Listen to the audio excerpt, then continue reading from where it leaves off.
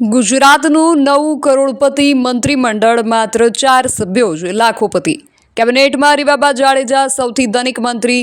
CM પાસે 8 કરોડથી વધુની સંપત્તિ। ડેપ્યુટી સીએમ પાસે 17 કરોડથી વધુની સંપત્તિ। કેબિનેટ મંત્રીમાં જીતુ વાઘાણી 8.53 કરોડના માલિક, જ્યારે નરેશ પટેલ પાસે 3.81 કરોડ, અર્જુન મોઢવાડિયા પાસે 3.97 કરોડ, પ્રદ્યુમન વાજા પાસે 5.63 કરોડ, રમણ સોલંકી પાસે 67.92 લાખ, ઋષિકેશ પટેલ 15.74 કરોડના માલિક, કનુ દેસાઈ 10.94 કરોડ અને કુંવરજી બાવળિયા પાસે 2.44 કરોડની સંપત્તિ। જ્યારે રાજ્યકક્ષાના મંત્રી જેમની પાસે સ્વતંત્ર હવાલો છે તેમાં ઈશ્વરસિંહ પટેલ પાસે 4.79 કરોડ, પ્રફુલ પાનસેરિયા પાસે 19.70 કરોડ અને મનીષા વકીલ પાસે 2 કરોડની સંપત્તિ।